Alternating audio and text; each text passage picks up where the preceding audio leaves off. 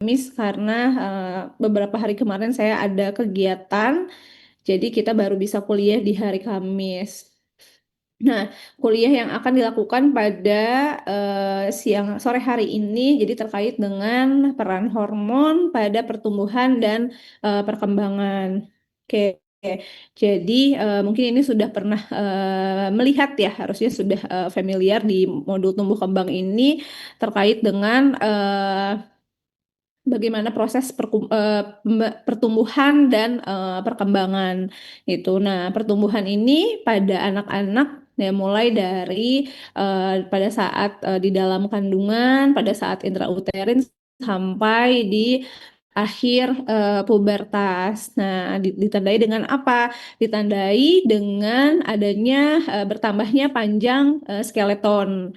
Kemudian juga ukuran dari soft tissue besarnya dia pasti akan bertambah juga, atau jaringan lunaknya juga dia akan bertambah, di mana proses pertumbuhan ini merupakan proses yang sangat kompleks gitu ya. Jadi dia bukan cuman adanya panjangnya skeletonnya bertambah atau misalkan ukuran soft tissue-nya bertambah besar atau jaringan lunaknya dia bertambah besar, tapi juga untuk pertumbuhan dan perkembangan dipengaruhi oleh hormon, kemudian dipengaruhi oleh nutrisi, dipengaruhi oleh stres kronik gitu ya. Stres kroniknya kenapa? Karena adanya penyakit kronik, di mana penyakit kronik ini dia bisa berdampak pada pertumbuhan.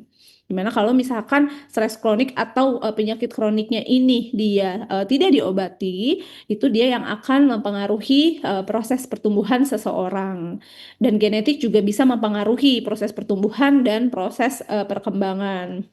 Yang akan dibahas di sini adalah terkait dengan hormon, gitu. Jadi ada beberapa hormon yang pada pertumbuhan itu berperan dalam proses pertumbuhan, dan dia juga bisa mensuplai kebutuhan energi dalam pertumbuhan. Nah, hormon apa saja yang terlibat? Gitu. Jadi nanti akan dibagi hormon berdasarkan periodenya, periode perinatal, periode anak-anak, dan periode remaja atau periode pubertas. Nah, hormon-hormonnya itu adalah ada growth hormone, kemudian ada IGF, kemudian ada tiroid, insulin, dan hormon seks. Itu yang mempengaruhi pertumbuhan. Nah, ini ya dibagi menjadi periode perinatal gitu ya, yang berkaitan adalah hormon IGF-1, IGF-2, insulin, tiroid hormon. Kemudian pada periode anak-anak growth factor, kemudian tiroid hormon, insulin. Periode remaja atau pubertas ada growth hormon, ada hormon seks, ada hormon tiroid, dan hormon insulin. Nah, yang akan dibahas pertama adalah terkait growth hormone. Nah, jadi growth hormone ini dia disintesisnya di somatotrof. Jadi dari lobus hipofisis anterior yang atau disebut juga sebagai somatotropin atau hormon somatotropik. Nah, growth hormone ini dia memiliki 191 asam amino.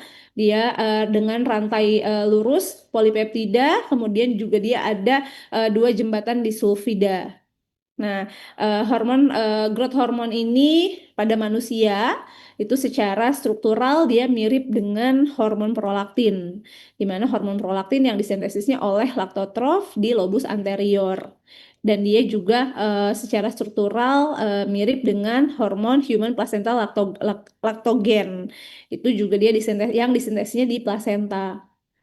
Nah, kaitannya dengan hormon prolaktin, kalau growth hormone dia mengandung 191 asam amino, prolaktin itu dia mengandung 198 asam amino.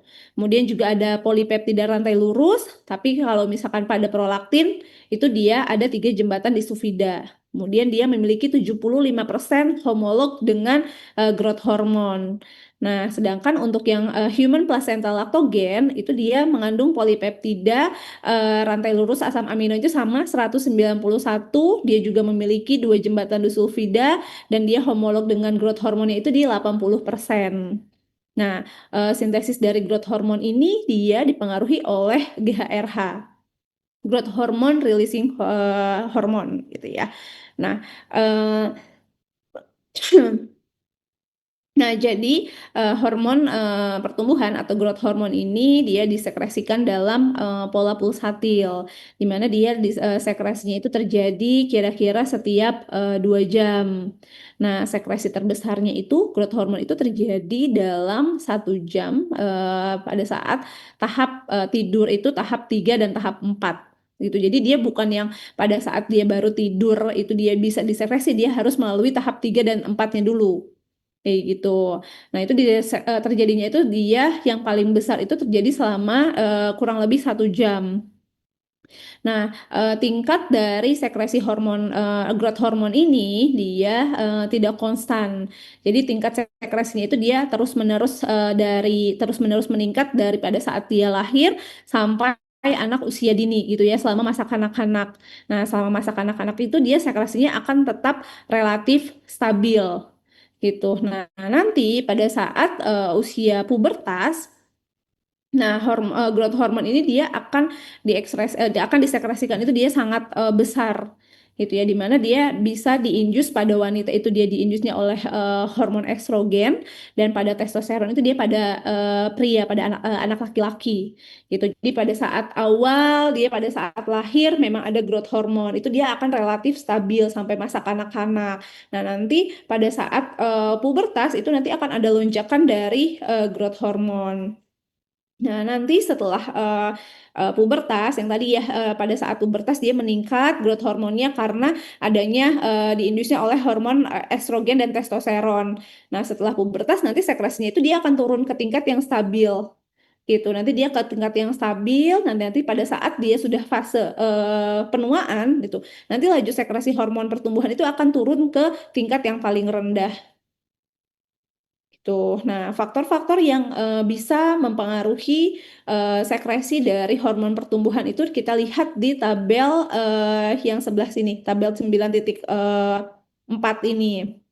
Di mana ini kalau terjadi penurunan konsentrasi glukosa atau pada seseorang yang mengalami hipoglikemia, atau pada saat seseorang itu dia mengalami kelaparan. Nah, itu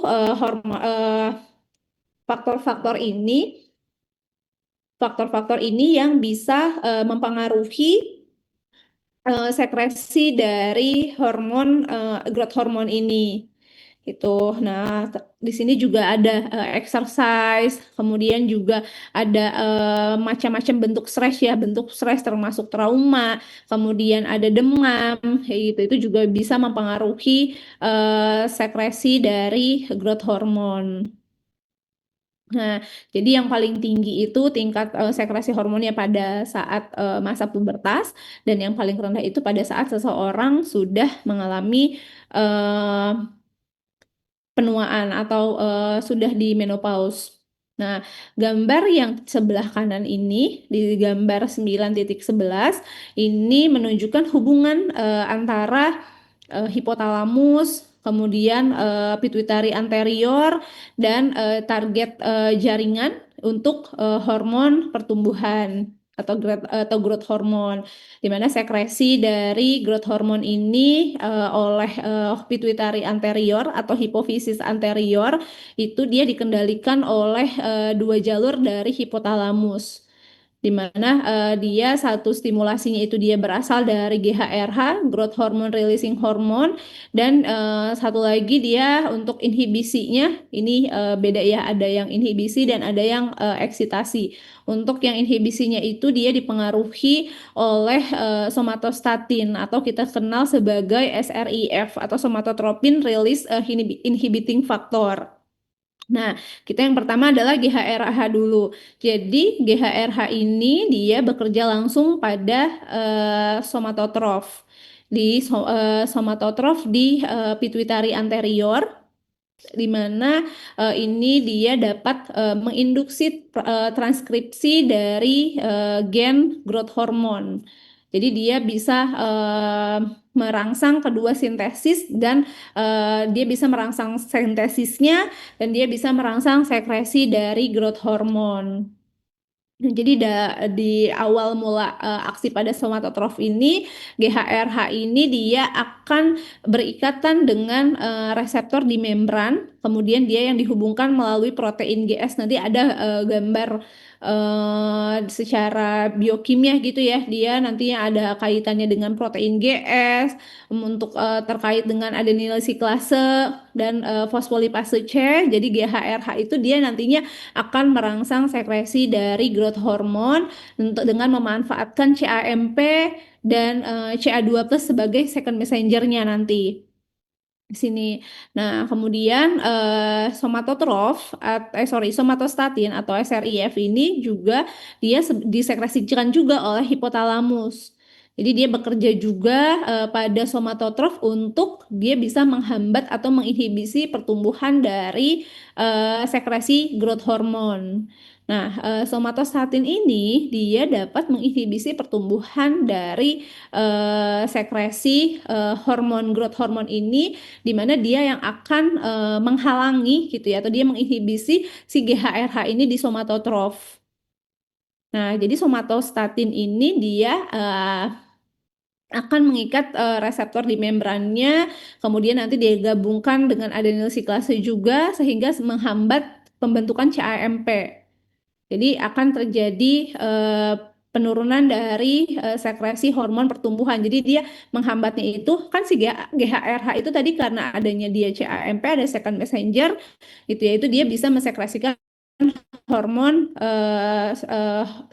sorry growth hormone gitu ya. Nah, nanti pada si somatostatin ini justru dia yang akan menghambat pembentukan CAMP-nya. Nah, kalau CAMP-nya tidak bisa dibentuk CAMP-nya, berarti kan untuk proses sekresi dari growth hormone oleh GHRH-nya itu dia akan dihambat.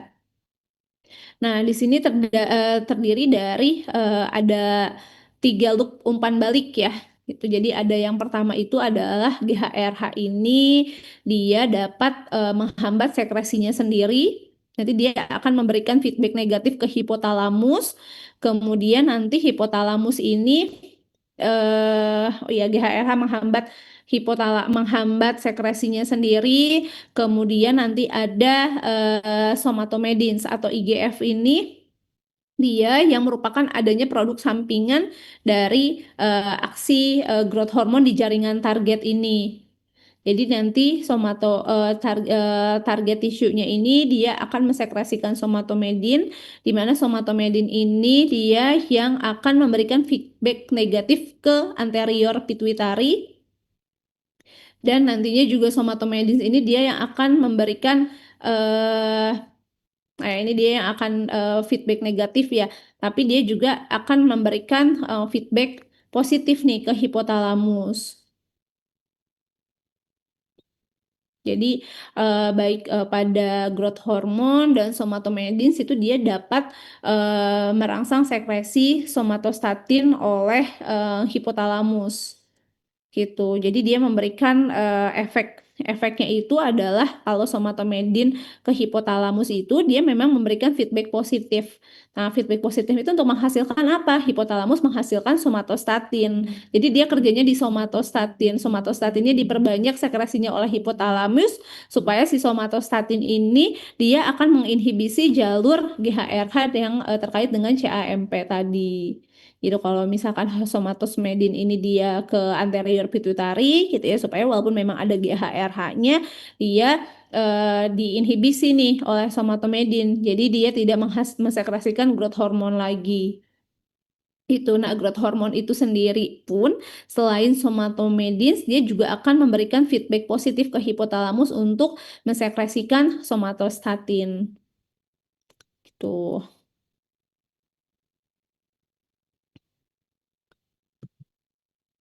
Nah, ini adalah aksi dari growth hormone. Jadi, growth hormone ini dia punya banyak aksi metabolik pada hati, kemudian pada otot, pada jaringan adiposa, dan pada otot rangka. Kemudian aksi dari growth hormone ini efeknya dia bisa langsung pada jaringan target otot rangka, pada hati dan jaringan adiposa. kalau untuk the growth hormone ini dia dimediasi secara tidak langsung melalui produksi somatomedin tadi atau IGF di hepar. Nah, somatomedin yang paling penting ini adalah somatomedin C atau IGF-1, di mana somatomedin ini dia akan bekerja pada jaringan target melalui pengulangan IGF reseptor, di mana nantinya reseptornya itu dia mirip dengan reseptor insulin gitu ya, mirip dengan reseptor insulin, jadi dia punya aktivitas dan dia mempunyai ada peran terkait dengan tirosin kinase intrinsik autofosforilasi. Nanti efeknya itu dia akan meningkatkan pertumbuhan growth hormone yang dimediasi oleh sebagian besar melalui produksi dari somatomedin tadi.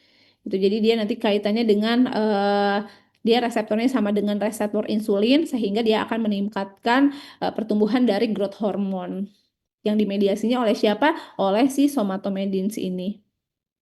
Kan tadi somatomedins itu dia juga bisa mempengaruhi hipotalamus ya, bisa mempengaruhi hipotalamus untuk memproduksi GHRH.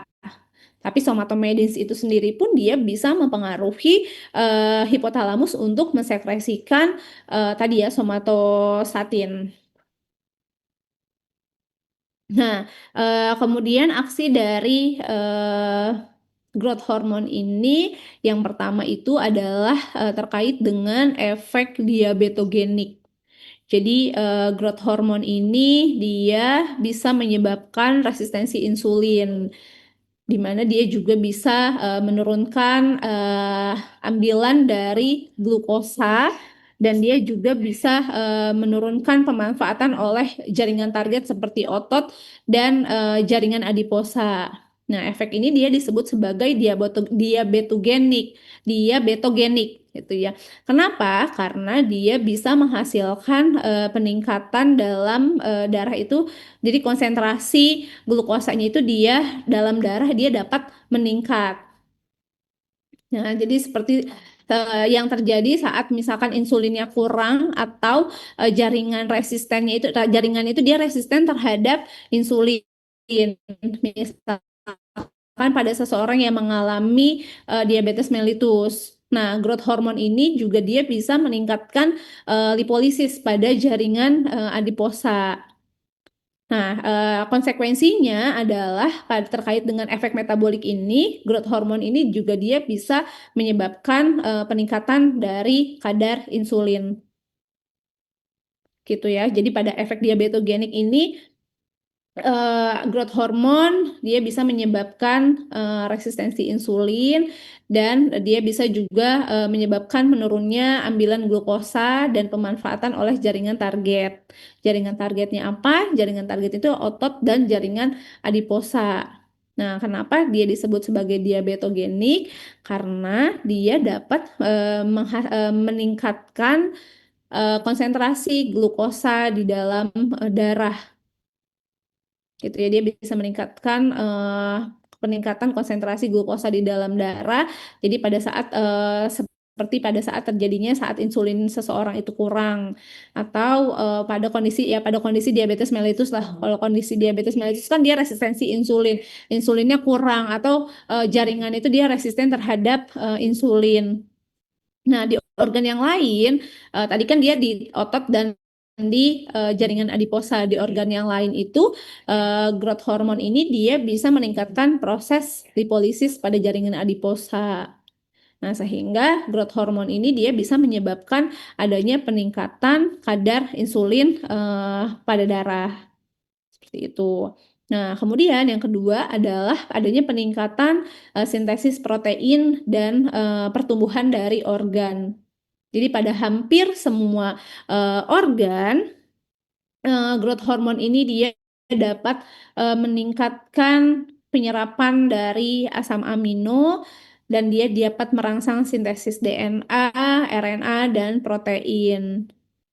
Nah, efek ini dia bisa menjelaskan bagaimana dapat meningkatkan growth hormone. Jadi yang pertama adalah meningkatnya massa tubuh tanpa lemak dan adanya peningkatan ukuran organ. Kemudian juga banyak efek dari growth hormone ini dimediasi oleh somatomedin gitu ya. Adanya peningkatan dari growth hormone ini dia bisa dimediasi oleh somatomedin. Yang ketiga adalah terjadinya dia dapat meningkatkan pertumbuhan linear. Jadi yang paling efek yang paling mencolok lah kayak gitu, efek yang paling mencolok pada growth hormone ini adalah bagaimana dia memiliki kemampuan untuk meningkatkan pertumbuhan secara linear. Nah, dia dapat dimediasi oleh somatomedin, kemudian pertumbuhan hormon dia dapat dimediasi oleh somatomedin, kemudian pertumbuhan hormon dia dapat mengubah setiap aspek dari metabolisme kartilago. Bagaimana stimulasi sintesis DNA-nya, kemudian sintesis RNA, kemudian juga sintesis protein. Jadi pada tulang yang tumbuh gitu ya, di mana nanti epiphyseal plate-nya dia akan melebar dan lebih banyak tulang yang memang ada di ya epiphyseal plate-nya melebar, jadi tulang panjangnya itu dia akan semakin panjang gitu. Jadi kayak dia makanya adanya peningkatan dari pertumbuhan linear. Kemudian juga adanya peningkatan metabolisme dalam sel pembentuk tulang dan proliferasi dari kondrosit. Jadi dia kaitannya sama pertumbuhan tulang-tulang panjang gitu ya, dan dan proliferasi dari kondrosit. Oke, jadi ini terkait dengan fungsi fisiologis dari growth hormone, di mana growth hormone ini dia dapat meningkatkan pertumbuhan banyak jaringan tubuh. Itu jadi growth hormone ini dia dapat menyebabkan pertumbuhan di seluruh jaringan tubuh yang mampu untuk tumbuh jaringannya. Kemudian growth hormone ini dia bisa menambah ukuran sel. Kemudian juga dia bisa meningkatkan proses mitosis, yang mana dia dapat diikuti dengan bertambahnya jumlah sel. Kemudian terkait dengan diferensiasi khusus dari beberapa tipe sel tertentu. Jadi seperti sel pertumbuhan tulang dan sel otot. Kemudian yang kedua ini adalah, nah ini pada grafik ini menunjukkan ada sebuah penelitian gitu ya, menunjukkan bahwa eh, adanya berat badan dari dua tikus, di mana dia masih seinduk gitu ya, dua tikus yang masih seinduk yang sedang tumbuh, di mana salah satu tikusnya itu dia disuntik growth hormone setiap harinya, dan tikus lainnya itu dia tidak diberikan growth hormone. Nah, kemudian pada gambar ini menunjukkan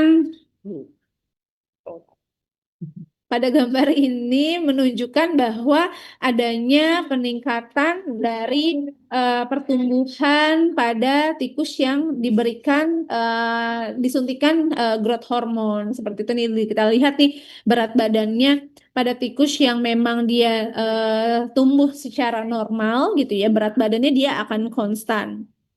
Tapi pada tikus yang memang dia disuntikan growth hormone, nah kita lihat nih ini pertumbuhannya sama. Nah ternyata pada saat di sini dia akan disuntikan growth hormone. Nah ini dia akan meningkat nih pesat pertumbuhannya,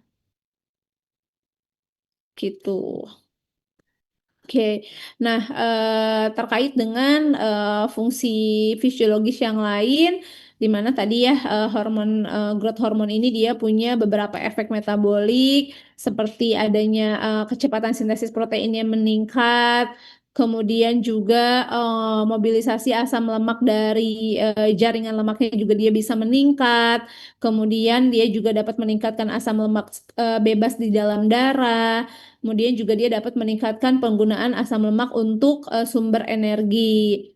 Kemudian juga growth hormone ini dia dapat menurunkan kecepatan pemakaian glukosa di seluruh tubuh. Nah, yang lain adalah terkait dengan growth hormone yang dapat merangsang pertumbuhan kartilago dan tulang. Tadi ya, adanya peningkatan timbunan protein oleh sel kondrosit dan oleh sel osteogenik sehingga dia menyebabkan pertumbuhan tulang, kemudian meningkatkan kecepatan reproduksi dari thank you. Meningkatkan kecepatan reproduksi sel-sel tulang tersebut, kemudian efek spesifiknya itu dia dapat dalam mengubah si kondrosit tadi menjadi sel osteogenik yang baru, gitu, sehingga dia dapat menyebabkan timbunan tulang yang baru. Oh ya, terkait dengan yang tadi efek metabolik itu ya, itu dia dapat meningkatkan protein tubuh, menghabiskan simpanan lemak dan menghemat menghemat penggunaan karbohidrat di dalam tubuh. Oke, ini ya terkait dengan aksi biologis dari growth hormone. Jadi growth hormone terkait dengan jaringan adiposa, dia bisa menurunkan glukosa uptake dan meningkatkan lipolisis sehingga adipositnya dia akan berkurang. Growth hormone terkait dengan organ liver, dia akan meningkatkan sintesis RNA, kemudian meningkatkan sintesis protein, meningkatkan gluconeogenesis, meningkatkan IGF-BP, meningkatkan IGF juga. Nah, dimana kalau misalkan IGF-nya dia akan meningkat, kaitannya dengan organ ginjal, organ pankreas, kemudian organ intestinal, organ paratiroid, kulit dan konektif tisu, dia dapat meningkatkan sintesis dari protein, RNA, DNA, dan peningkatan jumlah dan ukuran dari sel sehingga organ itu dia akan ukurannya akan meningkat, fungsinya juga dia akan meningkat pada organ-organ yang sudah disebutkan tadi ya, termasuk juga tulang, jantung dan paru. Nah, IGF pada kondrosit tadi pada tulang gitu ya, itu juga dia bisa meningkatkan uptake dari asam amino, peningkatan protein, sintesis protein, RNA, DNA, kemudian kolagennya dia bisa meningkat, kondroitin sulfatnya dia meningkat, kemudian adanya peningkatan ukuran dan jumlah dari selnya, sehingga karena adanya peningkatan pada kondrositnya dapat meningkatkan pertumbuhan linear. Nah, kemudian IGF ini juga dia kaitannya dengan otot gitu ya. Jadi growth hormone terkait dengan otot itu dia bisa menurunkan glukosa uptake, meningkatkan asam amino uptake dan sintesis protein gitu ya. IGF juga dia bisa mempengaruhi otot gitu. Jadi growth hormone terkait dengan liver dia bisa meningkatkan IGF, IGF juga dia bisa mempengaruhi otot seperti itu. Nah, ini tadi ya, ini secara kesimpulannya terkait dengan yang tadi ya hipotalamus, kemudian nanti kaitannya dengan anterior pituitary, kemudian kaitannya dengan jaringan ini apa namanya target jaringannya gitu ya, target jaringannya tadi berbagai macam jaringan, kemudian berbagai macam organ, kemudian juga ada hepar, ada jaringan adiposa, ada otot juga, nanti kaitannya dengan eh, energi gitu ya, dan terkait dengan pertumbuhan.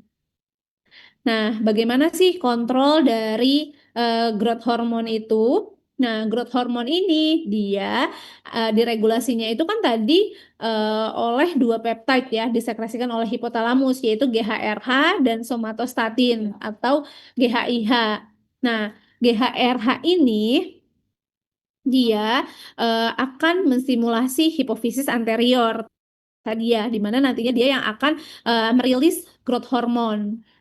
Nah, sedangkan somatostatin atau tadi GHIH dia yang akan menginhibisi rilisnya dari growth hormone. Nah, growth hormone GHRH ini dia dipengaruhi oleh apa? Dia dipengaruhi oleh latihan fisik. Kemudian tadi ya kaitannya dengan kadar glukosa. Kemudian dipengaruhi juga oleh kadar asam amino. Kemudian juga adanya kaitannya dengan hormon grelin yang diproduksi oleh gaster, di mana pelepasan dari GHRH ini dia akan diinhibisi tadi ya yang pertama oleh growth hormone itu sendiri dan IGF-1 gitu yang merupakan dia feedback negatif ya.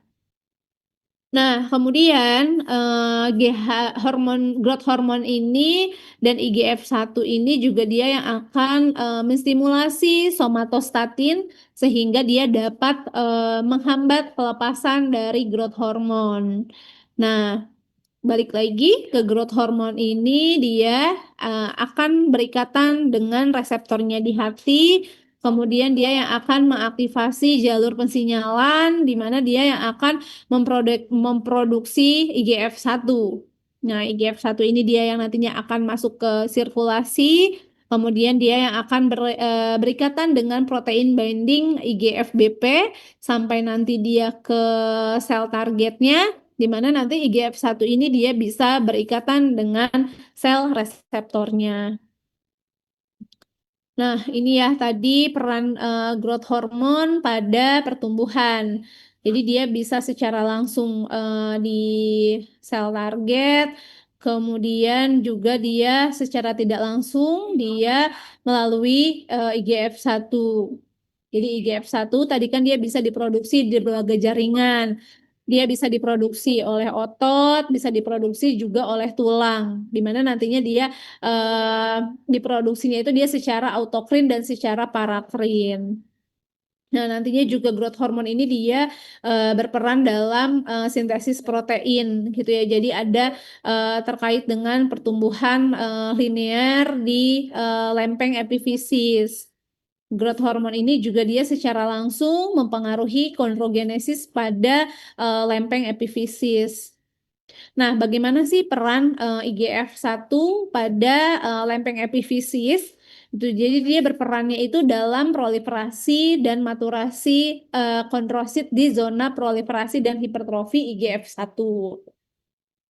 Kemudian juga dia berkaitan dengan proses modeling dan remodeling sehingga dapat meningkatkan peningkatan massa tulang. Jadi tulangnya itu dia akan menjadi lebih tebal gitu ya. Jadi kan kalau tadi growth hormone dia kaitannya dengan secara langsung dia melalui kaitannya dengan pertumbuhan linear. Tapi karena IGF-1 ini pun gitu ya, itu juga dia bisa mempengaruhi modeling dan remodeling pada tulang. Jadi massa tulangnya dia akan meningkat, tulangnya menjadi tebal. Jadi nanti tulang itu akan menjadi tebal dan akan menjadi panjang. Nah, kemudian bagaimana sih growth hormone ini bisa mempengaruhi pertumbuhan organ? Ya, contohnya misalkan di otot. Nah, di otot gitu ya secara tidak langsung kan tadi lewat IGF-1.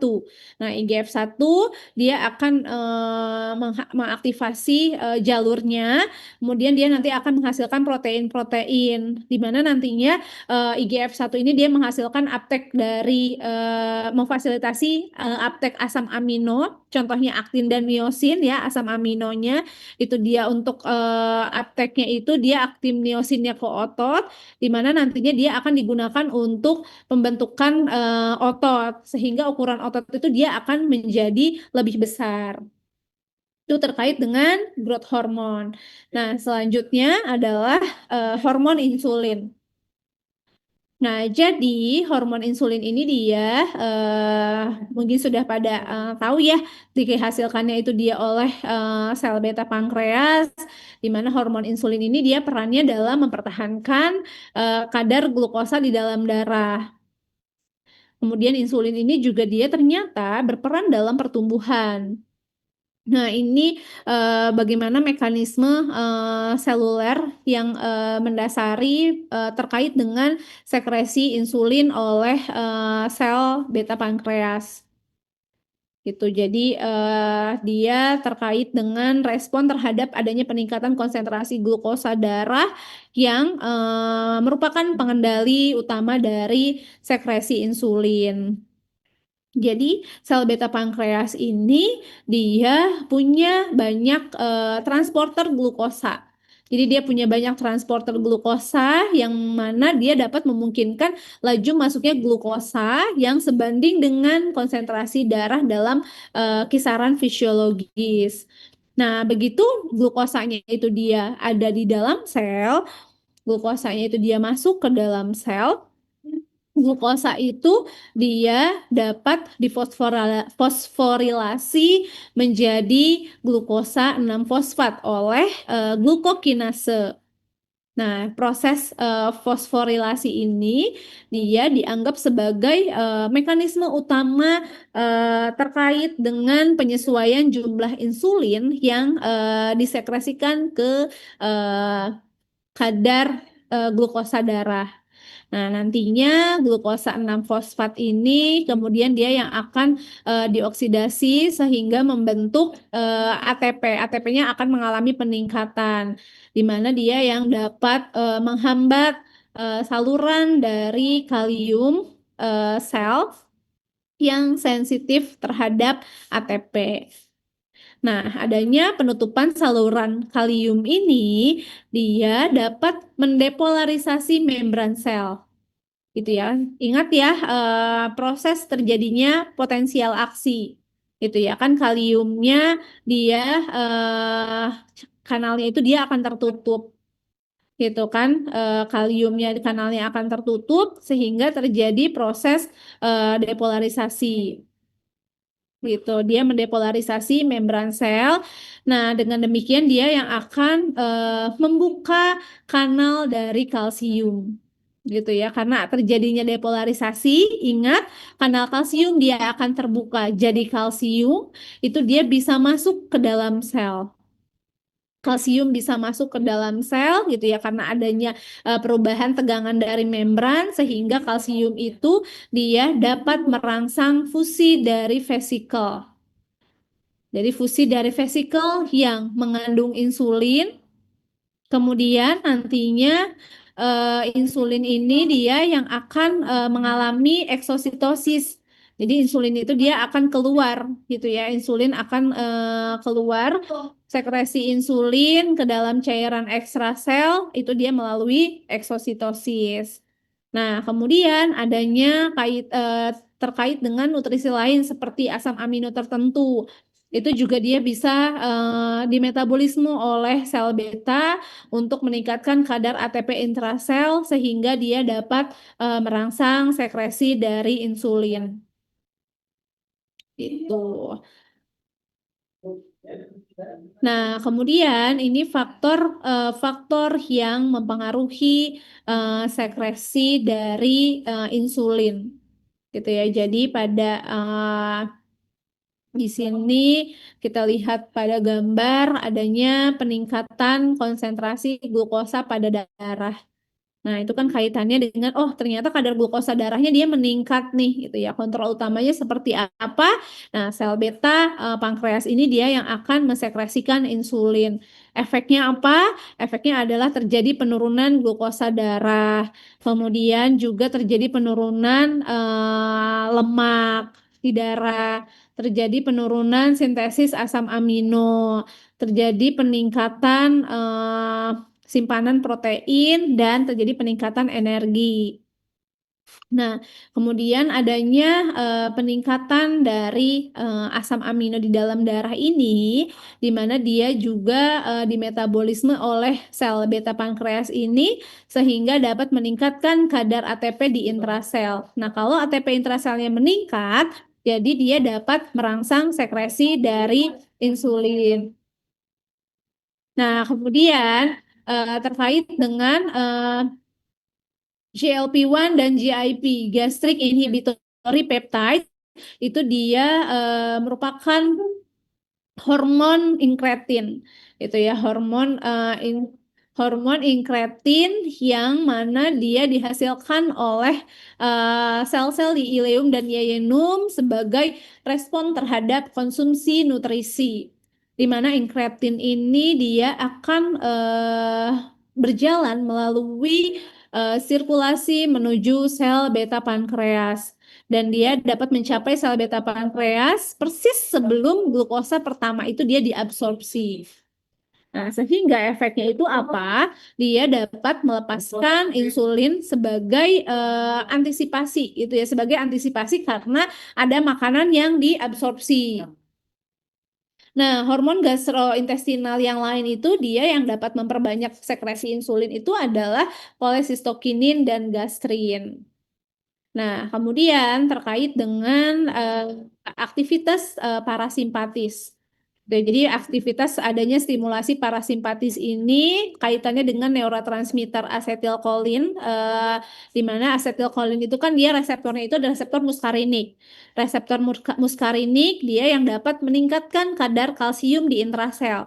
Ingat ya tadi kalau misalkan kalsiumnya itu dia meningkat di intrasel, nah itu juga kan dia yang akan meningkatkan efek glukosa sehingga dia dapat meningkatkan sekresi insulin.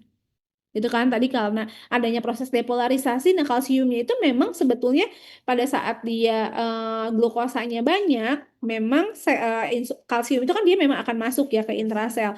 Nah, tapi karena adanya aktivitas parasimpatis ini terkait dengan neurotransmitter asetilkolin, kadar kalsiumnya itu dia akan menjadi lebih meningkat di intrasel sehingga sekresi insulinnya juga dia akan mengalami peningkatan.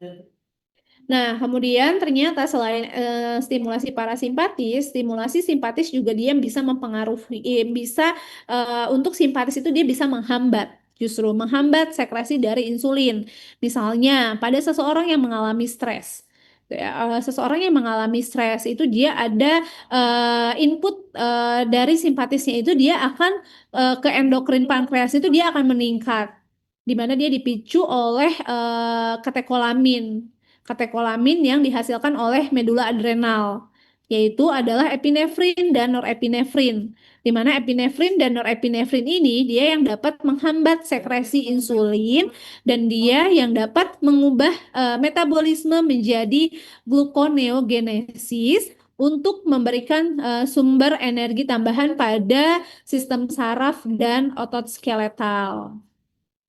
Ya, jadi nah tadi si epinefrin ini norepinefrin ini dia yang akan mengaktifasi reseptor dari adrenergik alfa 2 gitu. Sehingga dia yang tadi eh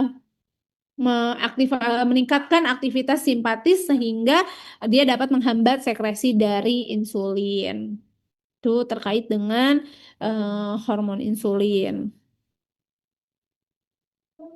Nah, kemudian ini kaitannya dengan hormon-hormon yang terlibat dalam fase intrauterin. Gitu ya. Jadi ada tadi terkait dengan pituitary growth hormone. Jadi dia ada di dalam sirkulasi janin usia 1 sampai 2 minggu gestasi. Kemudian pada pertengahan kehamilan juga dia ada di sirkulasi janin. Kemudian, nah ternyata growth hormone di sirkulasi itu dia tidak berperan besar dalam pertumbuhan janin. Ternyata yang lebih berperan itu adalah IGF-nya justru. Jadi IGF-1 itu dia merupakan hormon somatogenik utama dalam sirkulasi janin sampai akhir gestasi. Jadi pada pertumbuhan intrauterin ini dia insulin ini berperan dalam pertumbuhan intrauterin dan setelah dia lahir, di mana dia perannya juga dia menginduksi IGF gitu ya karena insulin tadi ya dia akan menginduksi sekresi dari IGF, kemudian dia berperan secara langsung pada pertumbuhan janin. Kemudian pada pertumbuhan intrauterin itu yang lebih berperan itu adalah hormon insulin dan IGF-1. Nah, setelah lahir, hormon insulin juga dia masih berperan dalam pertumbuhan. Dia kaitannya dengan sintesis protein, kemudian dia juga kaitannya dengan menginduksi sintesis IGF di hepar. Kemudian juga dia mempengaruhi aksis growth hormone dan IGF-1 gitu ya. Jadi walaupun memang insulin itu dia memang secara langsung karena dia nantinya yang akan mempengaruhi growth hormone dan akan mempengaruhi IGF-1 gitu kan tadi kaitannya dengan IGF insulin. Jadi awalnya dari insulinnya dia sesuai dengan jumlahnya, misalkan kayak gitu tuh dia dapat menginduksi IGF-1 di hati secara langsung. Nah, IGF-1 itu kan dia kaitannya dengan induksi growth hormone gitu. Jadi memang tiga hormon ini yang memang dia saling mempengaruhi gitu. Kalau misalkan growth hormone memang bisa memang dia mempengaruhi pertumbuhan, tapi kalau misalkan memang hormon insulinnya itu dia tidak maksimal atau misalkan pada seseorang yang mengalami resistensi insulin, itu juga dia yang akan mempengaruhi IGF-1 dan induksi growth hormonnya juga dia bisa mempengaruhi. Nah, insulin ini juga dia dapat memfasilitasi uptake dari asam amino ke dalam sel sehingga dia kaitannya dengan proses sintesis dari IGF-1. Nah, banyaknya growth hormon ini di sirkulasi dia tidak berperan besar dalam pertumbuhan janin karena pituitari dan hipopituitarism kongenital itu dia tidak menyebabkan adanya suatu retardasi pertumbuhan yang parah. Tuh. Nah, ini tadi faktor-faktor yang mempengaruhi pertumbuhan intrauterin. Jadi karena adanya perkembangan intrauterin itu dia mengalami hambatan gitu ya pada bayi tersebut, itu dia bisa mengalami gangguan dengan berat badan lahir rendah. Jadi terbukti pada 75,3% itu dia mengalami hipotermi, kemudian 69,8% dia mengalami malnutrisi, 54,3% dia mengalami gangguan pertumbuhan, dan yuk 45,78% itu terjadi adanya gangguan imun. Nah, kemudian pada pengaruhnya itu dia sangat besar gitu ya, terlihat dari faktor pertumbuhan itu baik hormonal yang sifatnya fisiologis maupun perkembangan kognitif pada anak tersebut. Kemudian adanya gangguan pertumbuhan janin itu dia dikelompokkan menjadi dua, yaitu makrosomia, bayinya itu lahir lebih dari 4 kilo, dan IUGR, intrauterine growth restriction atau pertumbuhan janin terhambat. Nah, bayi makrosomia ini dia bisa disebabkan oleh beberapa faktor. Di antaranya yang pertama adalah genetik, kemudian faktor gizi, kemudian pada ibu hamil yang menderita diabetes mellitus, kemudian pada ibu yang dengan obesitas, dan ibu dengan kehamilannya itu dia lebih bulan. Nah, sedangkan pada eh, kondisi pertumbuhan janin terhambat atau IUGR itu dia terjadi gangguan nutrisi dan pertumbuhan janin sehingga menyebabkan berat badannya itu dia lahir di bawah 10 persentil dari kurva berat badan bayi normal. Jadi artinya janin tersebut dia punya berat badan yang kurang dari 90% dari keseluruhan janin tersebut pada usia kehamilan yang sama. Kemudian juga di sini ada beberapa faktor resiko terjadinya IUGR atau pertumbuhan janin terhambat. Yang pertama itu adalah faktor dari ibunya, pasti faktor dari janinnya, kemudian faktor dari plasenta dan faktor lingkungannya. Jadi pada faktor ibunya meliputi usia ibunya, kemudian status gizi pada saat ibunya hamil, kemudian ada penyakit penyerta pada saat ibunya hamil. Kemudian adanya keadaan sosial ekonomi dan stres pada ibu hamil. Sedangkan untuk faktor janinnya itu kaitannya dengan kelainan kromosom dan cacat bawaan. Nah, untuk faktor plasentanya, misalkan sirkulasi uteroplasentanya dia mengalami gangguan. Itu jadi kan nutrisinya itu dia tidak maksimal gitu dari ibu ke janinnya karena sirkulasi uteroplasentanya dia ada masalah, misal seperti itu. Kemudian faktor lingkungan gitu ya, di antaranya tempat tinggal, misalkan dia tinggalnya di dataran tinggi atau ibunya pada saat hamil itu dia sering terpapar radiasi dan zat-zat racun, itu dia bisa mempengaruhi. Nah, kemudian penyebab yang lainnya itu pada saat hamil, ibunya dia mengalami stres, itu juga bisa mempengaruhi. Jadi stres itu dia dapat mengganggu proses regulasi dari hormonalnya, sehingga dia dapat mempengaruhi pertumbuhan janin, gitu ya. Dimana terlihat dari tingginya kadar kortisol yang mengakibatkan adanya peningkatan katekolamin. Gitu. Jadi meningkatkan adanya katekolamin sehingga laju katabolisme energinya itu dia akan meningkat pada ibu hamil tersebut. Kemudian yang terakhir adalah adanya sistem regulasi hormonal pada wanita hamil yang mengalami tekanan atau dia mengalami stresor, adanya stresor sehingga dia dapat berdampak buruk pada pertumbuhan dan perkembangan janin pada fase morfogenetik. Nah, kemudian ini peran glukokortikoid pada pertumbuhan intrauterin. Jadi, seperti yang sudah diketahui, hormon glukokortikoid ini adalah hormon steroid. Jadi, hormon steroid yang sebagian besar dia diproduksi oleh kelenjar adrenal. Di mana kelenjar adrenal itu dia merupakan mediator utama dari respons stres. Itu ya, dimana efek dari peran dari glukokortikoid pada pertumbuhan intrauterin itu dia berperan dalam perkembangan normal janin. Kemudian juga dia terkait dengan perkembangan dan pematangan jaringan janin, termasuk jaringan hati, kemudian paru, usus, otot rangka, dan jaringan adiposa. Nah, ternyata glukokortikoid ini juga dia berperan untuk merangsang produksi surfaktan oleh paru. Tuh. Nah, glukokortikoid di dalam uterus juga dia mengatur sintesis prostaglandin yang terlibat selama proses implantasi dengan cara meningkatkan permeabilitas vaskular stroma. Itu. Nah, bagaimana jika terjadi kelebihan glukokortikoid pada apa namanya terjadi peningkatan glukokortikoid gitu ya. Jadi dia bisa menginjus hiperglikemia, kemudian dia bisa mempengaruhi resistensi insulin, kemudian kaitannya dengan hiperlipidemia dan hipertensi.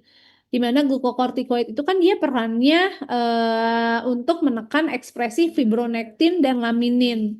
Di mana fibronektin dan laminin itu dia merupakan protein matriks ekstrasel yang merupakan mediator penting dari perlekatan uterus plasenta. Nanti kaitannya dengan yang ini ya, dia mengatur sintesis prostaglandin. Pada trimester pertama, itu kortisol ini juga dia dapat menekan sintesis interleukin proinflamasi IL-1, IL-6, IL-8, dan TNF-alfa. Nah, ini pada proses pertumbuhan ya. Jadi ada beberapa fase, tadi juga sempat dibahas juga, ada fase intrauterin. Ini pertumbuhan yang paling tinggi, terutama pada usia 20 sampai 24 minggu.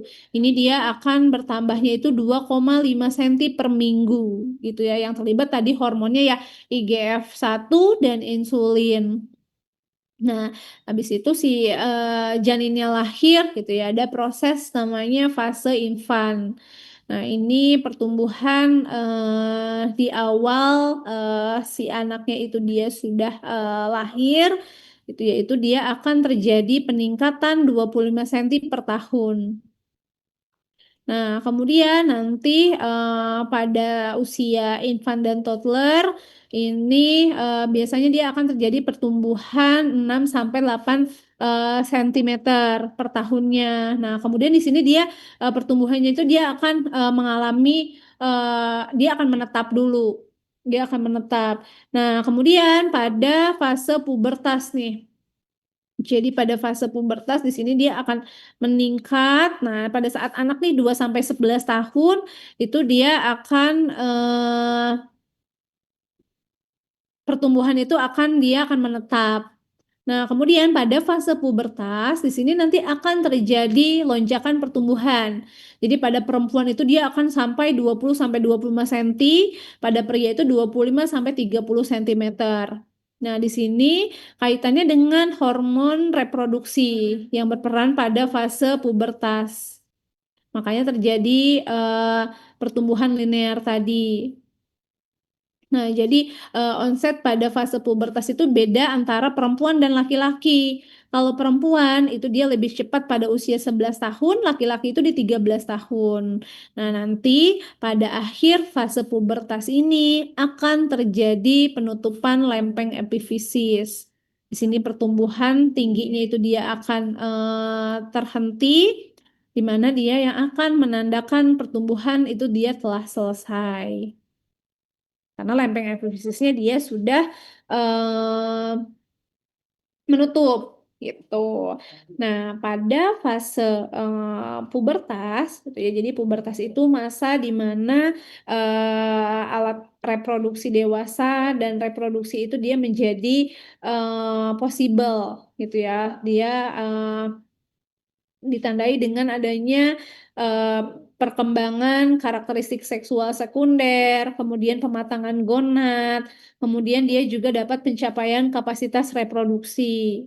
Nah, androgen ini menyebabkan perkembangan yang sangat awal gitu ya. Jadi pada adanya pertumbuhan di rambut kemaluan dan rambut ketiak, kemudian juga tahap awal dari eh, pubertal growth spurt ini ya. Nih, pada laki-laki ya, jadi pada awal kan dia mengalami peningkatan.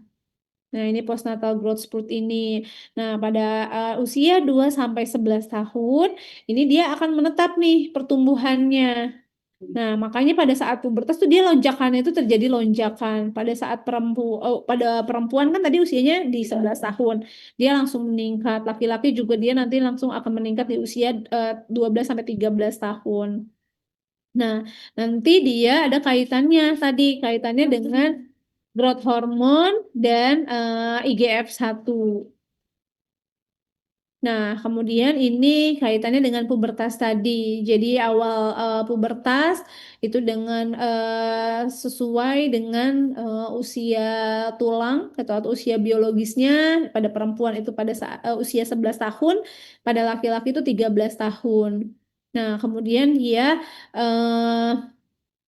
pada saat ini dia akan terjadi peningkatan itu ya tadi ya apa namanya pubertal growth spurt itu dia ada kaitan berkontribusi lebih dari 15% pada tingginya. Nanti dia akan meningkat tuh peningkatan itu lebih dari 15% pada tinggi akhir individu. Nah, jadi pada saat yang sama epiphyseal fusion itu dia dimulai sehingga nantinya dia yang akan menentukan pertumbuhan tulang linear.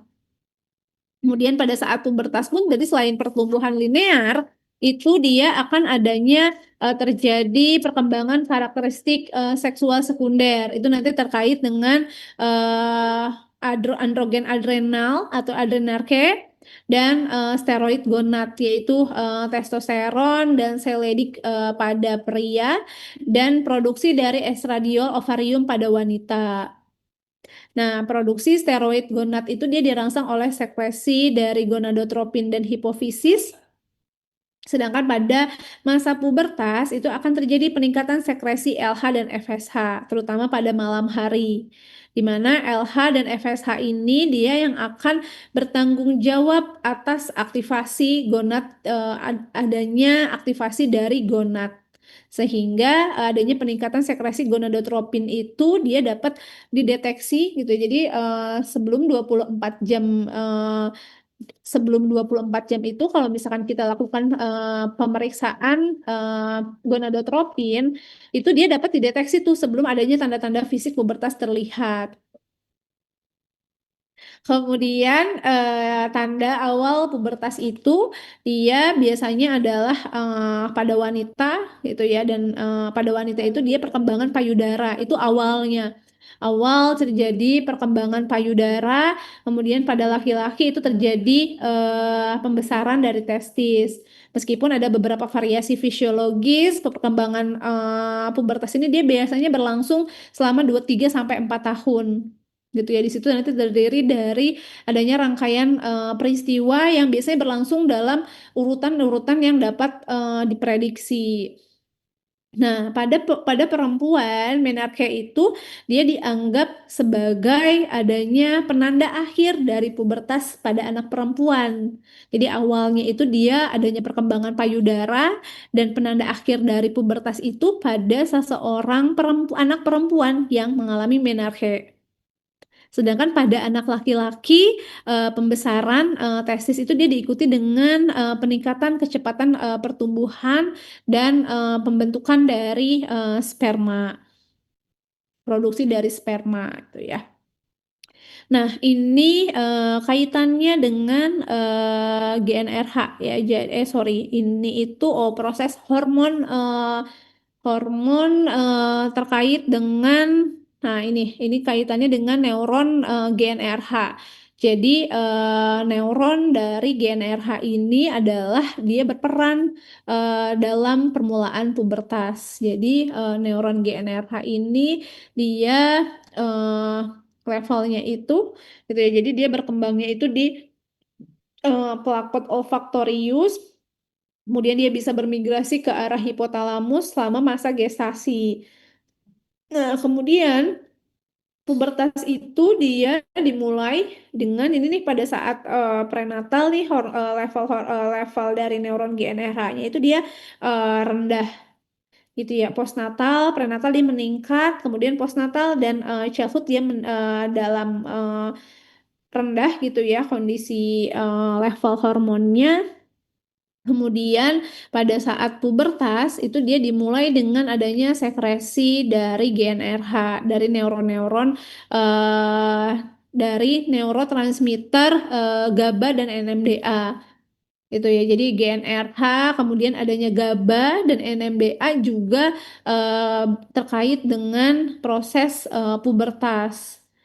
Kemudian di sini juga ada gen neurokinin dan KISS1 itu juga dia terbukti terlibat dalam adanya regulasi GnRH ini. Nah, adanya peningkatan dari GnRH ini dia dapat melepaskan pelepasan LH dan FSH dari hipofisis anterior. Tadi kan meningkat ya LH dan FSH-nya. Nah, jadi selama masa pubertas ini akan terjadi mekanisme umpan balik negatif yang kurang sensitif sehingga memungkinkan kadar FSH dan LH-nya itu dia akan lebih tinggi beredar di dalam sirkulasi tubuh. Harusnya kan kalau FSH dan LH-nya itu dia sudah cukup, sekiranya sudah cukup, itu kan akan ada feedback negatif ke GnRH supaya GnRH-nya itu udah stop nih buat produksi FSH dan LH. Itu. Nah, ternyata pada masa pubertas ini justru umpan balik negatifnya itu dia kurang sensitif. Jadi kadar FSH dan LH-nya itu dia lebih tinggi di dalam sirkulasi darah di dalam tubuh seseorang gitu ya. Nah, kemudian pubertas dan reproduksi ini dia dikendalikan oleh eh, hipotalamus hipofisis gonad gitu ya. Ya kaitannya dengan yang tadi nih GnRH gitu. GnRH nanti kaitannya dengan hipotalamus gitu ya. Di mana nantinya dia yang akan merangsang sekresi LH dan FSH di hipofisis gitu ya. Apa sih fungsi dari LH dan FSH ini gitu ya pada baik itu pada perempuan maupun pada laki-laki. gitu. Nanti dia FLH dan FSH ini nantinya dia akan bekerja pada gonad gitu ya. Dia yang akan meningkatkan gametogenesis. Kemudian dia akan meningkatkan produksi steroid hormon-hormon seks baik itu estrogen kemudian maupun testosteron. Nah, kemudian nah ini ya tadi kaitannya dengan GNRH gitu pubertas yang dimulai dengan adanya peningkatan pelepasan GNRH dari hipotalamus yang kaitannya dengan gen kispeptin atau KISS1R itu dia bagian yang penting dari jaringan yang mengatur sekresi dari GNRH. Tuh. Ini suatu penelitian gitu ya. Jadi ada pemberian kita memberikan kispeptin itu dia dapat meningkatkan konsentrasi plasma hormon LH pada laki-laki yang sehat. Dan pada wanita yang diberikan kispeptin juga dia dapat menginduksi pelepasan dari LH. Meskipun pada wanita itu nanti responnya bervariasi sepanjang siklus menstruasi. Kemudian ada leptin. Leptin ini dia yang merupakan turunan dari adiposit. Dia yang mempengaruhi, dia merupakan faktor rasa kenyang yang dikeluarkan itu dia sebanding dengan jumlah simpanan energi tubuh. Jadi dia merupakan salah satu faktor pertama yang menghubungkan metabolisme dengan reproduksi. Ini juga lagi banyak diteliti nih terkait dengan leptin. Kemudian konsentrasi leptin serum dan konsentrasi mRNA leptin itu juga dalam jaringan adiposa itu dia kaitannya dengan massa lemak.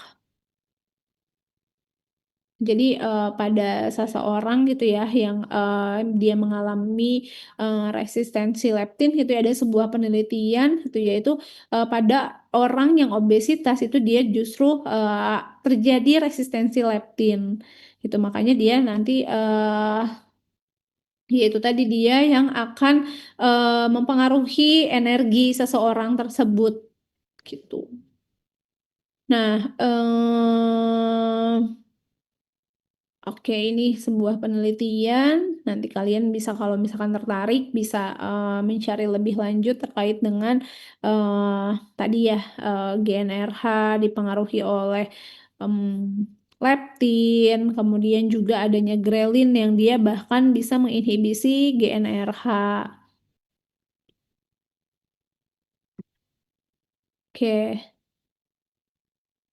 Sorry. Nah, ini aksi dari hormon seks, estrogen dan yang testosteron, di mana estrogen dan testosteron itu juga dia menstimulasi sekresi growth hormone dan IGF-1. Kemudian estrogen ini juga dia dapat menghentikan elongasi tulang, kemudian menstimulasi sintesis protein pada beberapa jaringan termasuk otot rangka. Nah, selanjutnya ini adalah hormon tiroid.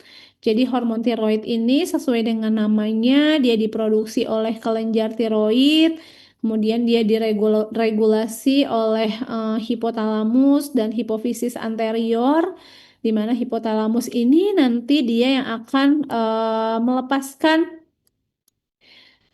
TRH gitu ya. Nanti TRH dia akan menstimulasi hipofisis anterior. Kemudian karena TRH dia menstimulasi hipofisis anterior untuk stimulasi TSH. TSH stimulasinya itu dia ke kelenjar tiroid untuk mensekresikan hormon tiroid. Jadi dari hipotalamus dia akan rilis TRH, TRH akan menstimulasi hipofisis anterior untuk mengeluarkan TSH. TSH itu dia menstimulasi kelenjar tiroid untuk sekresi hormon tiroid. Apa peran dari hormon tiroid ini? Yang pertama adalah pada pertumbuhan dan perkembangan sistem saraf pusat. Kemudian jadi dia secara tidak langsung juga dia berperan pada proses pertumbuhan. Jadi dia punya efek terkait dengan growth hormone. Jadi hormon tiroid ini dia meningkatkan growth hormone pada targetnya. Jadi reseptornya justru yang ditingkatkan oleh hormon tiroid. Kemudian juga tiroid ini dia berperan pada pertumbuhan gitu ya, karena hormon tiroid itu dia kaitannya juga dengan pertumbuhan linear di lempeng epifisis. Kemudian juga dia untuk maturasi otak. Hormon tiroid ini juga dia dihasilkan oleh fetus itu ya. Jadi di pertengahan kehamilan dan hormon tiroid ini dia meningkat pada akhir kehamilan. Nanti kaitannya dengan kalau hormon tiroid itu dia berkurang pada sebentar. Jadi dia kurang hormon tiroid pada saat dia masa kehamilan itu nanti akan berpengaruh pada perkembangan dan maturasi otak. Nah ini ya kelenjar tiroid. Jadi ini. Nah ini kalau misalkan kita perbesar bentuknya seperti ini ada kelenjar tiroidnya. Jadi dia seperti kupu-kupu gitu ya. Dia letaknya di atas trachea tepat di bawah laring. Nanti kalau misalkan diperbesar nih dia ada folikel-folikel, ada folikel-folikel. Kemudian di sini ada epitel kuboid ya, ada epitel kuboid di mana di sini yang nantinya akan mengeluarkan hormon tiroidnya itu. Nah, kemudian di sini juga ada ya hormon tiroid yang ada tiroksin dan triiodotironin atau 3T4 itu biasanya nanti hormon tiroidnya itu. Nah, kemudian ini kan folikel-folikelnya nih kalau misalkan kita perbesar lagi di sini ada di antara folikel-folikel itu ada sel C.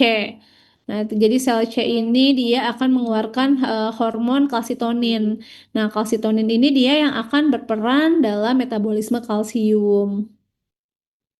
Oke, ini terkait dengan sintesis, bagaimana sintesisnya, penyimpanan, dan sekresi dari hormon tiroid. Gitu ya. Jadi semua tahap pembentukan hormon tiroid itu dia berlangsung di molekul tiroglobulin di dalam koloidnya. Itu jadi di dalam tadi ya ini tiroid folikel-folikel yang tadi nih.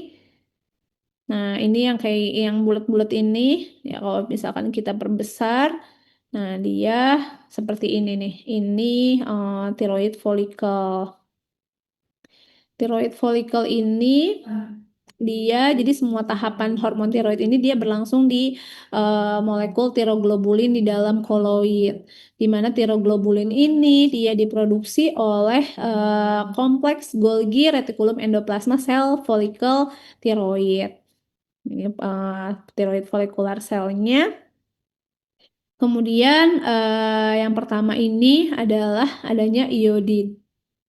Jadi iodid ini dia akan dibawa melalui secondary active transport dari darah gitu ya. Dia akan masuk ke dalam koloid oleh symporter di membran sel basolateral sel folikel.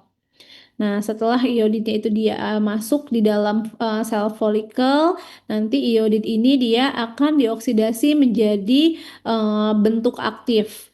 Jadi akan dioksidasi oleh TPO atau tiroperoxide di membran luminal. Kemudian iodid ini dia yang aktif itu dia akan keluar dari sel melalui saluran luminal, dia akan masuk ke dalam koloid. Nah, ini ya sudah teraktivasi oleh TPO, dia masuk ke dalam koloid. Nah, kemudian iodidnya itu dia akan ya di sini ya. Jadi iodidnya itu dia aktif keluar dari sel, kemudian dia masuk ke dalam koloid. Kemudian nih kita lihat yang di atas sini. Di dalam koloid ini iodid itu dia akan diletakkan ke tirosin di dalam molekul tiroglobulin ini TG-nya ini. Nih kan tadi kompleks Golgi ini dia akan menghasilkan tiroglobulin. Nah nanti iodid ini dia akan diletakkan ke tirosin di dalam molekul tiroglobulin ini. Nah, adanya perlekatan satu iodid ke tirosin itu dia nantinya menghasilkan monoiodotirosin. MIT ini dia akan menghasilkan monoiodotirosin. Nah, perlekatan dua iodid ke tirosin itu menghasilkan DIT, diiodotirosin. Nah, kemudian nanti monoiodotirosin dan diiodotirosin itu dia akan menghasilkan T3 atau triiodotironin. Sedangkan gabungan dari dua eh, diiodotirosin ya dua DIT ini dia itu disebut sebagai T4 gitu ya. Nah, kemudian sel folikel ini tuh ya di sel folikel tiroid ini dia yang mengandung tiroglobulin itu dia akan mengalami fagositosis itu ya MIT dan DIT-nya itu kan dia mengandung tiroglobulin. Nah, kemudian di sini lisosom ini dia yang akan menyerang vesikel yang dapat membelah atau memecah iodin produk dari tiroglobulin ini. Jadi dia memotong MIT dan DIT-nya dan T3 dan T4. Ya kan, tadinya kan dia satu MIT dan satu DIT dan dua DIT itu kan jadi T4. Jadi MIT, DIT, T3 dan T4 itu dia akan mengalami pemotongan atau membelah nih. Akan membelah jadi MIT, MIT DIT dan T3 dan T4. Nah, T3 dan T4 ini dia yang akan berdifusi masuk ke dalam darah, masuk ke dalam sirkulasi. Nah, MIT dan DIT-nya itu dia akan dideodinasi lagi dan yang iodidnya itu dia akan dibebaskan lagi. Iodidnya dia akan dibebaskan, kemudian dia akan mengalami ya didaur ulang lah istilahnya untuk sintesis lebih banyak hormon lagi. Nah, sekitar 90% dari produk sekretorik yang dibebaskan dari kelenjar tiroid ini dia dalam bentuk T4. Namun T3 ini dia memiliki aktivitas biologis 4 kali lebih kuat. Nah, meskipun demikian, sebagian besar dari T4 itu dia disekresikan nanti diubah menjadi T3 atau dia dalam bentuk aktivasi gitu. Kemudian dia nantinya akan ditanggalkan satu iodiumnya itu dia akan di luar kelenjar tiroid kan tadi T4 ya. T4 itu kan berarti kaitannya dengan tadi ya tiroglobulin dengan dua ininya ya dua iodid. Jadi nanti iodidnya itu satu dilepas, iodidnya satu dilepas, jadi dia bisa diubah menjadi T3 gitu. Itu di mana terjadinya? Di hati dan di ginjal. Nah, 80% T3 itu dalam darah asalnya dari T4 yang telah mengalami proses penanggalan di perifer tadi ya di hati atau di ginjal. Jadi T3 itu dia merupakan bentuk hormon tiroid utama yang aktif secara biologis di tingkat sel. Meskipun memang kelenjar tiroid ini dia terutama dia menghasilkan T4 gitu ya. Walaupun memang 90% tadi kan dia dalam bentuknya T4 gitu. Nanti T4 itu dia bisa dipecah lagi diubah menjadi T3 supaya dia bisa kaitannya dengan aktivitas biologis. Nah, ini regulasi dari hormon tiroid. Jadi TRH ini ya karena adanya stres atau hipotermia, adanya ini TRH di hipotalamus gitu ya. Tyrotropin releasing hormone dari hipotalamus itu dia nanti ada kaitannya dengan mensekresikan TSH di hipofisis anterior di mana dia yang akan berfungsi untuk meningkatkan T3 dan sekresi T4 dari kelenjar tiroid. Nah, adanya suatu stres dan hipotermia ini dia bisa menyebabkan peningkatan sekresi dari TRH. Kemudian juga, prolong fasting itu dia, menyebabkan penurunan sekresi TRH. Tadi kan ya TRH di hipotalamus, dia merangsang sekresi TSH di hipofisis anterior. Jadi ketika TRH-nya meningkat, sekresi dari TSH juga ikut meningkat. Tapi ketika TRH-nya sekresinya turun, berarti sekresi dari TSH-nya pun dia akan turun. Nanti TSH ini dia yang akan, merangsang sekresi dari, T3 dan T4 dari kelenjar tiroid. TSH ini juga dia bisa meningkatkan sintesis T3 dan T4 serta dia juga dapat menyebabkan hipertrofi dan hiperplasia dari kelenjar tiroid. Nah, nanti kan kelenjar tiroid tadi kan mensekresikan T3 dan T4. Nah, T3 dan T4 ini dia memiliki efek umpan balik negatif pada hipotalamus dan hipofisis anterior, di mana T3 dan T4 yang meningkat di dalam darah, dia yang akan menghambat TRH dan sekresi dari TSH. Jadi kalau kelenjar tiroidnya itu dia diangkat, gitu ya, atau jika T3 dan sekresi dari T4-nya menurun, nanti kadar TSH-nya itu di dalam darah dia akan meningkat.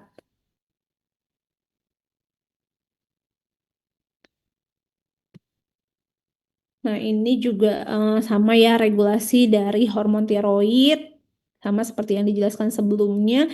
Nah, bagaimana fungsi fisiologis dari hormon tiroid? Tadi ya, efek penting dari hormon tiroid itu yang pertama adalah meningkatkan pertumbuhan dan perkembangan otak selama kehidupan janin dan beberapa tahun pertama kehidupan setelah dia lahir. Nah, kalau, janin yang, tidak dapat mensekresikan hormon tiroid dalam jumlah yang cukup, maka pertumbuhan dan pematangan otak, nya itu sebelum dan sesudah, bayi itu atau janin itu dilahirkan, dia akan, pertumbuhannya itu dia akan, pertumbuhan otaknya dia tetap ukuran, lebih kecil dibandingkan yang normal. Misal pada, eee pasien hipotiroid, itu pertumbuhannya dia akan tertinggal. Sedangkan pada pasien hipertiroid, itu terjadi pertumbuhan tulang yang sangat berlebih, kemudian anak menjadi lebih tinggi dari, usia sebayanya dia. Kemudian, tapi gitu ya, karena pertumbuhan tulangnya dia sangat berlebih gitu ya. Nah itu, pertumbuhan tulangnya itu dia akan menjadi, matangnya itu dia akan lebih menjadi cepat dan pada umur yang, muda gitu ya, yang memang harusnya, lempeng epifisialnya itu dia belum menutup. Nah pada, anak yang mengalami hipertiroidisme itu dia, akan semakin lebih muda usia penutupan dari lempeng epifisisnya, gitu. Jadi dia pertumbuhannya akan lebih singkat dan tinggi badan akhir semasa dewasanya itu mungkin dia akan lebih pendek, gitu. Jadi mungkin di awal dia akan lebih tinggi daripada anak seusianya, tapi kan karena dia lempeng efisisnya itu dia lebih muda nutupnya, berarti kan dia tinggi tinggi akhirnya itu dia, pada saat dewasa mungkin akan lebih pendek dibandingkan usia, sebayanya dia. Nah, kemudian ini peran hormon tiroid terhadap pertumbuhan sistemik. Yang pertama adalah efek pada konsumsi oksigen, produksi panas, dan pembentukan radikal bebas. Jadi, hormon T3 itu dia bisa meningkatkan konsumsi oksigen dan produksi panas. Melalui apa? Melalui stimulasi NAKTPase dalam semua jaringan kecuali jaringan otak, spleen, dan testis. Nah, karena adanya peningkatan tadi ya stimulasi NAKTPase, dia berperan dalam peningkatan kecepatan metabolisme basal dan peningkatan, kepekaan terhadap panas pada seseorang yang mengalami hipertiroidisme. Kemudian, hormon tiroid juga dia dapat menurunkan kadar, dismutase superoksida sehingga menimbulkan peningkatan pembentukan radikal bebas anon superoksida. Nah, yang kedua adalah efek kardiovaskuler. Jadi T3 ini hormon T3 karena kan yang aktif secara biologis itu T3.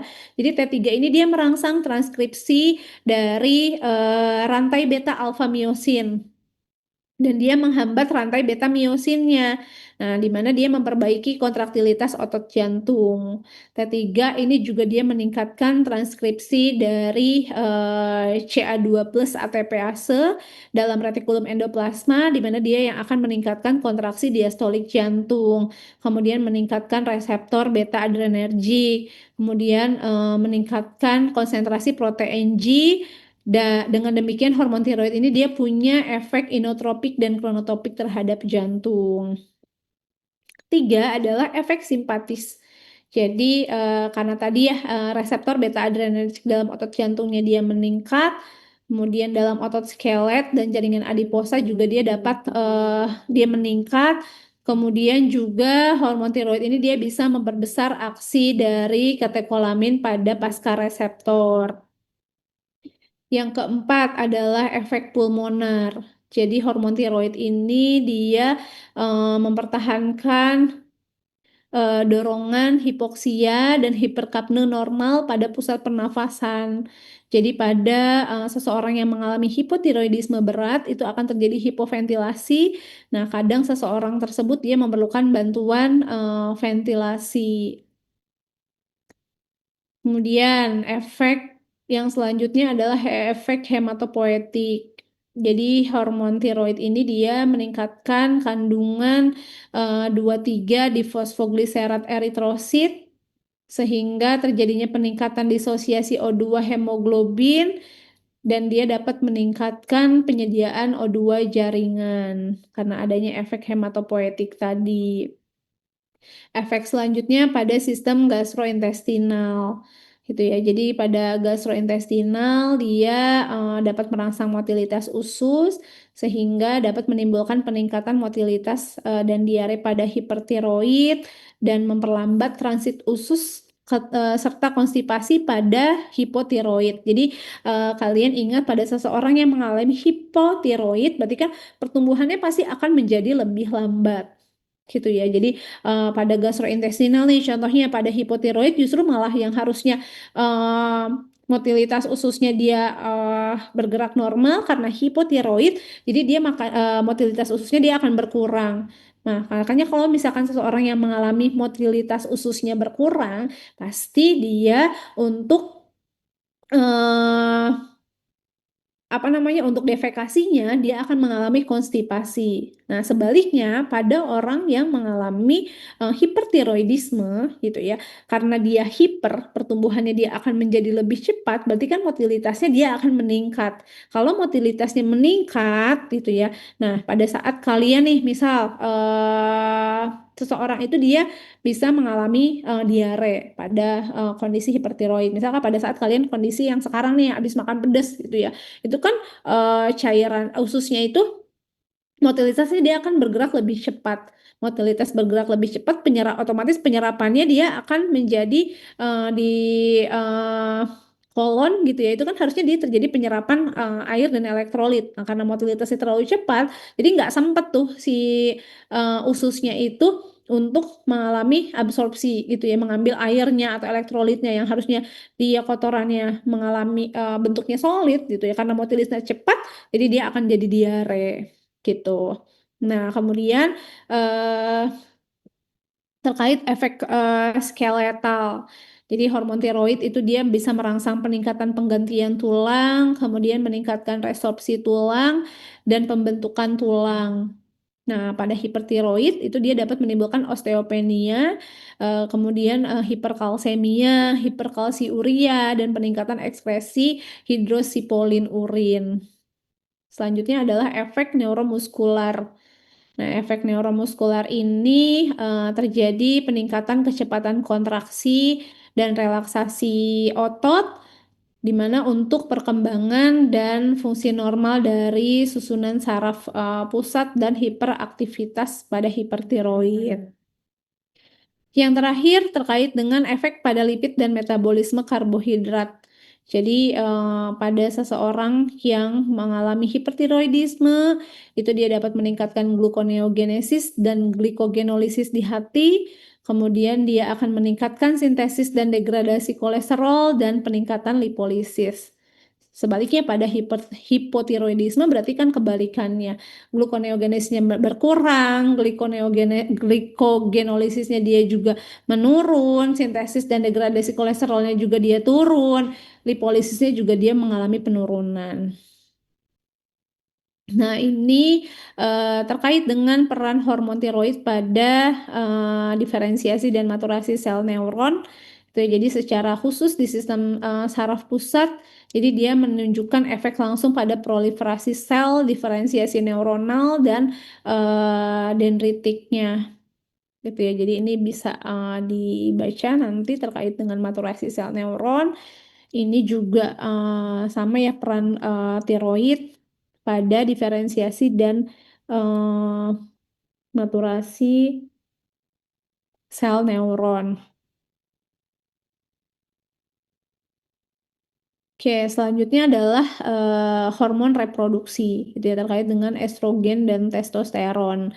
Jadi, hormon reproduksi ini tadi sudah disebutkan bahwa dia terlibat di fase pubertas, gitu ya. Jadi dia terdiri dari eh, estrogen dan testosteron, di mana dia akan eh, kaitannya dengan kelenjar gonad ya. Kelenjar gonad diregulasi di hipotalamus, ya regulasi di hipotalamus dan di hipofisis anterior. Hipotalamus ini nanti dia akan melepaskan GnRH untuk stimulasi hipofisis anterior. Nanti hipofisis anteriornya dia yang akan mensekresi LH dan FSH, di mana nantinya dia berkaitan dengan pertumbuhan. Sebentar.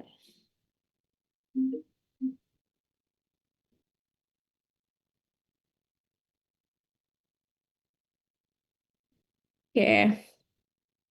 Ini kaitannya dengan berperan secara langsung pada lempeng epifisis untuk pertumbuhan linear. Kemudian tadi kaitannya dengan estrogen, gitu ya, dia yang akan berikatan dengan reseptor terkait dengan diferensiasi sel kondrosit, sedangkan testosteron dia nanti ada kaitannya dengan efek proliferasi di lempeng epifisis. Nah, kalau estrogennya dia rendah, berarti kaitannya dengan efeknya itu pada pertumbuhan tulang. Sedangkan kalau estrogennya tinggi, itu dia efeknya itu dia untuk menutup lempeng epifisis. Jadi hanya estrogen saja yang dapat menghentikan pertumbuhan lempeng epifisis, penutupan lempeng epifisis, baik itu pada perempuan maupun pada laki-laki. Gitu ya. Jadi kalau testosteron itu dia terkait dengan proliferasi di lempeng epifisisnya, pada laki-laki pada itu testosteron. Kalau estrogen tadi kaitannya dengan diferensiasi sel kondrosit dan menutupnya lempeng epifisis. Jadi kalau estrogennya meningkat, yaitu dia bisa menghentikan hormon estrogen yang dapat menghentikan lempeng epifisis, baik itu pada laki-laki maupun pada perempuan. Oke, ini kelainan pada growth hormone gitu ya. Jadi kalau kelebihan growth hormone, dia akan mengalami akromegali, di mana kelenjar pituitarinya itu dia akan mensekresikan growth hormone secara berlebihan. Gitu ya. Jadi akromegali itu asalnya dari bahasa Yunani gitu ya. Akron itu ekstremitas, megale itu besar. Didasarkan salah satu ada temuan gitu ya pada temuan klinis pada akromegali itu yaitu pembesaran tangan dan pembesaran kakinya.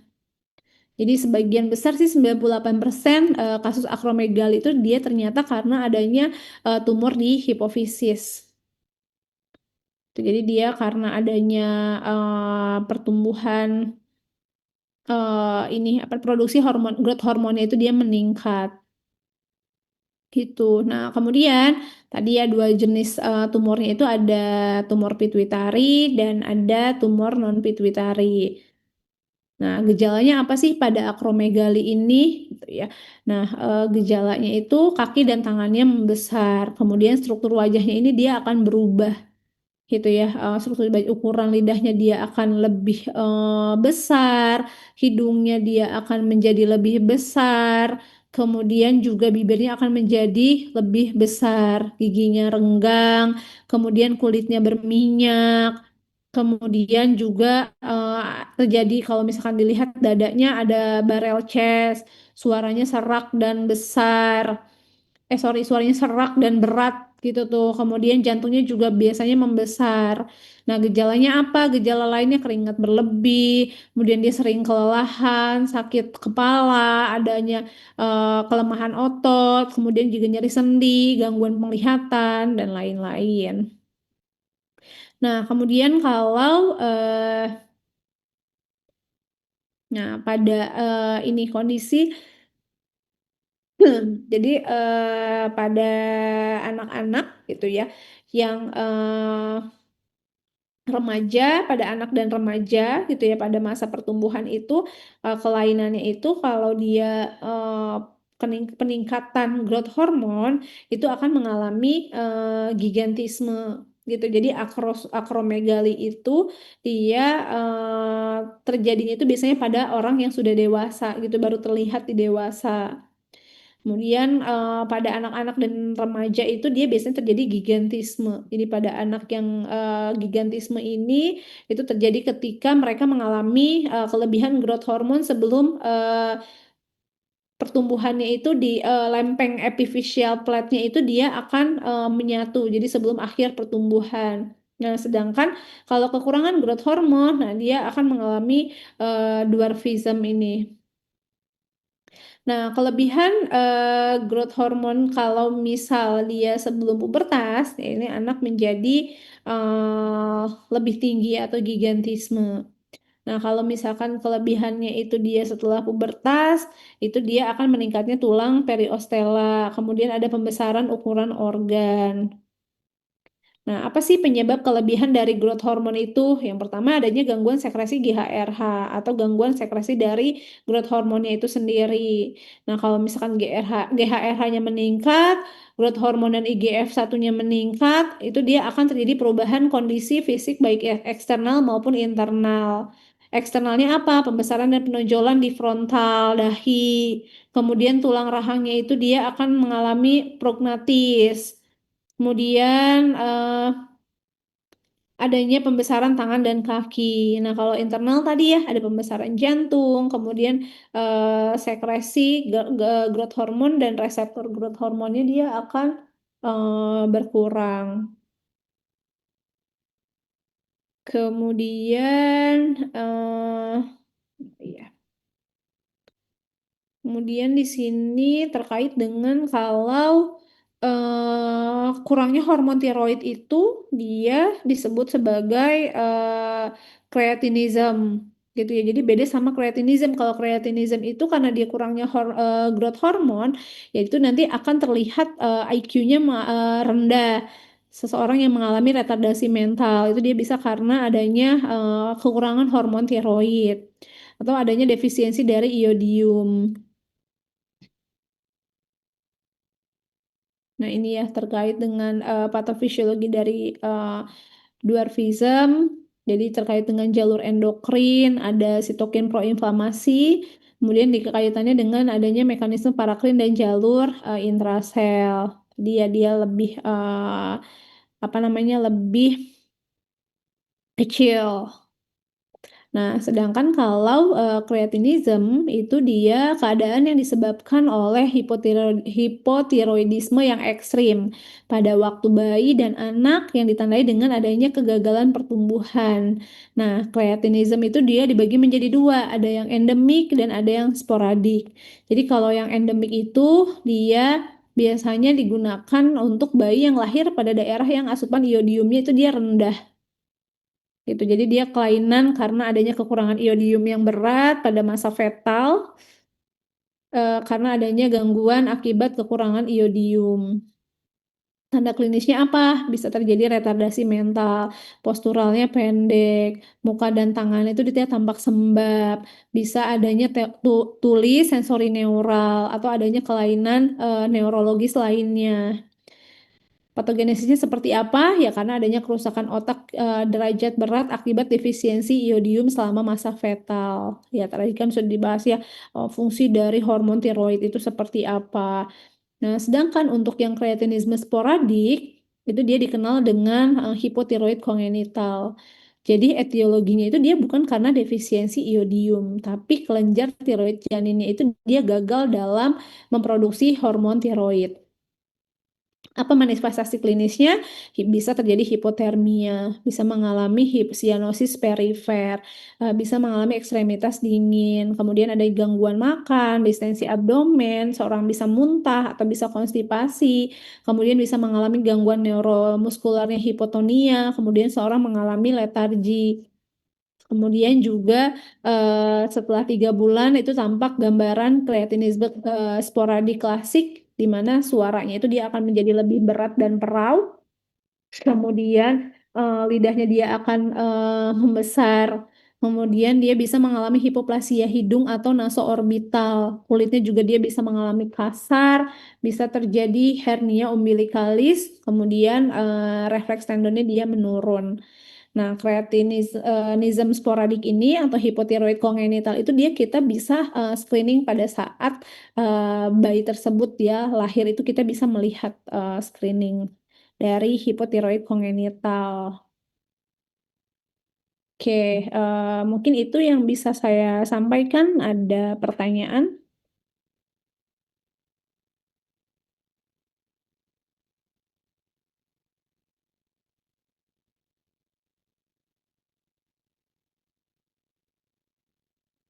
Cukup? Oke, nanti kalau misalkan ada pertanyaan boleh menyusul, nanti boleh melalui ketua kelasnya atau boleh langsung chat pribadi ke saya. Mungkin itu yang bisa saya sampaikan. Semoga apa yang saya sampaikan bisa dipahami dan bisa dimengerti. Terima kasih. Assalamualaikum warahmatullahi wabarakatuh. Waalaikumsalam warahmatullahi wabarakatuh. Terima kasih banyak, Bu. Terima kasih, dokter.